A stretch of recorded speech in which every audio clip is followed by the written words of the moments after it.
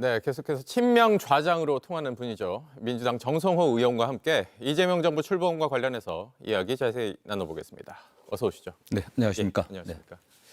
이 이재명 대통령이라는 호칭을 아마도 옆에서 오랫동안 기다렸을 것 같은데 네네. 소감이 어떠십니까? 정말 뭐 만감이 교차했습니다. 오늘 그 대통령과 그 배우자가 취임 선서를 위해서 국회 로텐더홀 들어올 때 두 분하고 악수를 하면서 네. 약간 좀 울컥하는 느낌이 들더라고요. 그런 정말 소년공에서부터 또 인권 변호사, 성남시장 경기도지사 그리고 대선 후보 또 그 위에 정말 그 파란만장한 그 과정을 제가 뭐 상당 부분 같이 해오지 않았습니까? 네. 그러면서 또 그럼에도 불구하고 결국 좌절하지 않고 또 희망을 만들고 대한민국의 위기를 극복할 또 대통령이 됐다는 것에 대해서 너무 뭐 감격스럽기도 하고요. 또 한편에서는 산 넘으니까 또 산이라고 꼭 성공한 대통령이 돼야 되는데 하는 그런 무거운 책임감도 느꼈습니다. 네. 이 당선 이후에 혹시 대통령과 직접 소통을 좀 하셨습니까? 뭐 축하한다는 문자는 보내고요. 문자? 그러니까 뭐 보시긴 하셨고. 전화 통화를 하지 않으셨고. 뭐 바쁘신데 이제 뭐 저까지 할 필요가 있겠습니까? 대신 우리 영부인과는 통화를 한번 했습니다. 아, 김혜경 여사와는 네, 어제, 직접 통화를 하셨고요. 네네. 어떤 얘기 나누셨어요? 그냥 뭐 훌륭한 분 되시라고 그랬죠. 네. 일단 현안부터 뭐 산 넘어 산이라는 표현 쓰셨는데 일단 오늘 인사 발표가 있었습니다. 네. 국무총리, 국정원장, 안보실장, 비서실장 중요한 자리부터 좀 발표를 했다라고 네. 볼 수 있을 텐데 오늘 인사 설명을 해주신다면요? 좀 한마디로 얘기해갖고 일하는 정부를 만들겠다라고 하는 의지가 표현됐다고 보고 있습니다. 네. 그래서 다른 거 고려하지 않고 대통령께서 당대표로 있을 때 그 능력과 추진력이 검증된 분들 위주로 이렇게 선정했던 것 같아요.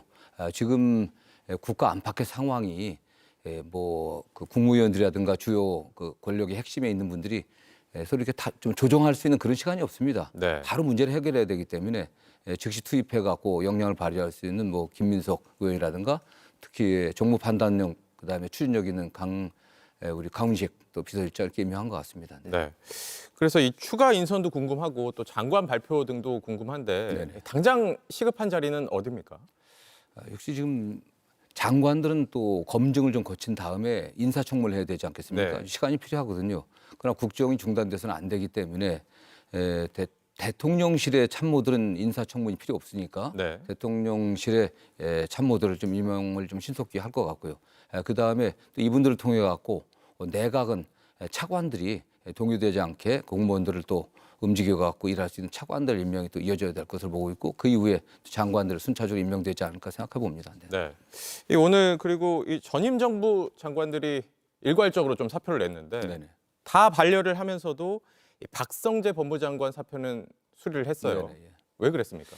뭐 가장 큰 이유가 박성재 그 전 법무장관 같은 경우는 12.3 내란에 관여한 의혹도 있고 또 내란 그 이후에 있었던 안가 회동에 참여했었습니다.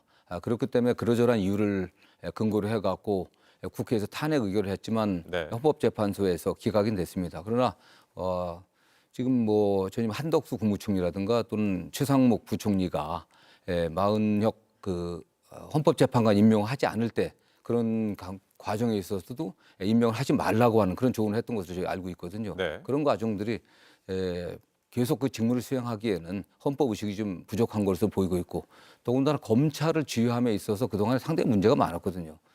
물론 검찰총장의 책임도 있지만 윤석열 대통령이 석방되지 않았습니까? 석방되는데 구속기간 산정에 있어서도 그게 법무부 장관까지 보고 안 됐을 리가 없는 거거든요. 네. 뭐 그런저런 문제들 종합해 볼 때 결국 법무부 행정을 계속하는 게 적절치 않다고 판단했을 것으로 보고 있습니다. 네. 이 내란 관련 말씀도 주셨는데 오늘 취임사에서도 또 눈에 띄었던 게 내란 관련해서 책임 묻겠다. 네네. 재발 방지하겠다라는 거였는데 네네. 구체적으로 어떻게 해야 합니까?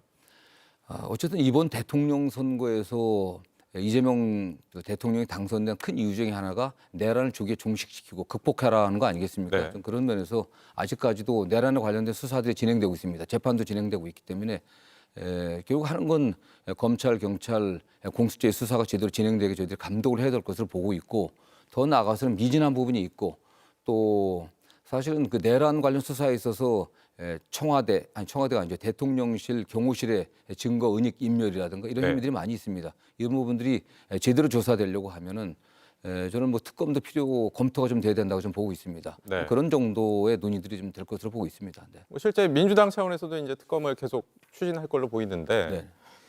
이 대통령이 이제 후보 시절에 이런 얘기를 했었어요. 내란 특검 관련해서 정치인들도 대상이 될 수 있다라는 얘기를 했었는데 네. 이 얘기는 국민의힘도 이 내란 관련해서 좀 수사가 필요하다 이런 취지일까요?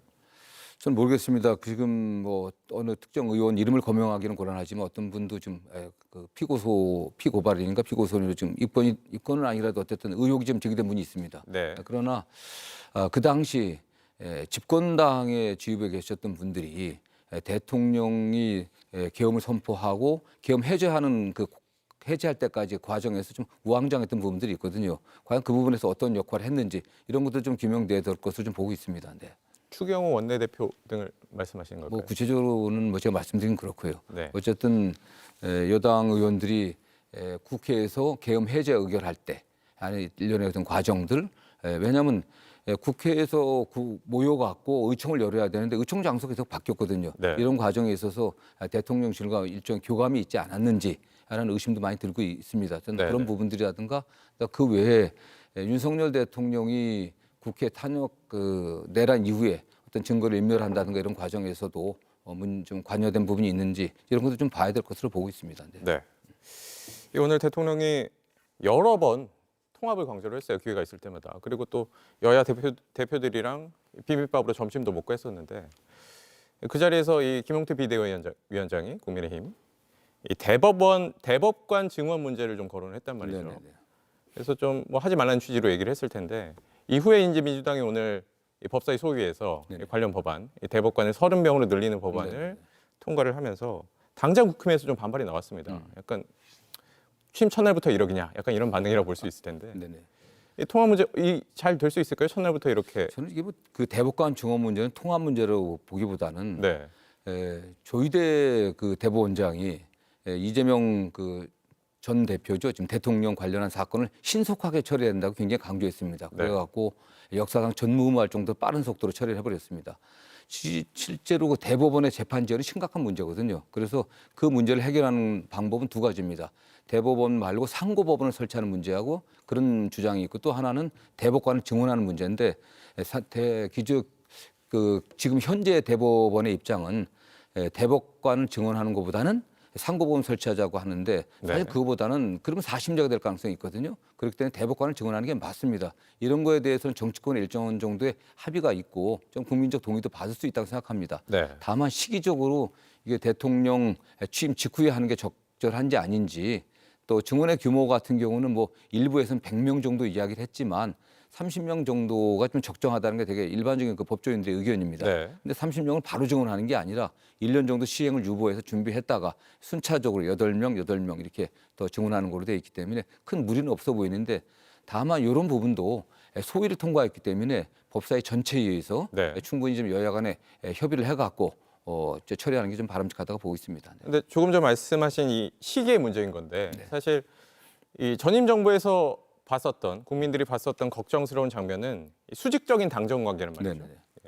그런데 이렇게 취임 첫날에 어찌 보면 이 대통령의 이 대법원 판결을 의식한 것으로 보이는 이 법안 추진부터 나선다는 데에 대해서 이 비슷한 우려를 하지 않을까라는 생각도 드는데 어떠십니까? 근데 그 대법관 증언 문제는 대통령의 그 재판관에 전혀 관계가 없는 거고요.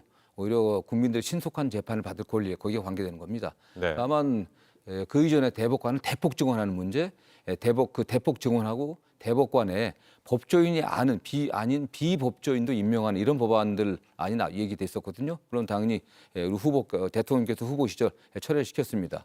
네. 그러나 당정 관계에 있어서 저는 이번 법안도 대통령의 의지와는 관계가 없다고 생각하고 있습니다. 네. 법안이 이미 제출돼 있었고 한번 전체위에서 소위에 넘겨진 거기 때문에 어쨌든 이런 상황에서 신속하게 처리할 필요성도 있다고 봐서 판단한 것 같은데 네. 다만 어쨌든 이런 문제도 법원의 의견도 좀 듣고 또 전체회의에서 네, 또 알겠습니다. 야당의 의견도 좀 들을 필요가 있다 생각합니다. 저는. 예, 알겠습니다, 의원님. 나와주셔서 감사합니다. 감사합니다. 예, 말씀 여기까지 듣겠습니다. 정성호 의원이었습니다. JTBC 뉴스를 시청해 주신 여러분 고맙습니다. 저희는 저녁 6시 30분 뉴스룸에서 뵙겠습니다.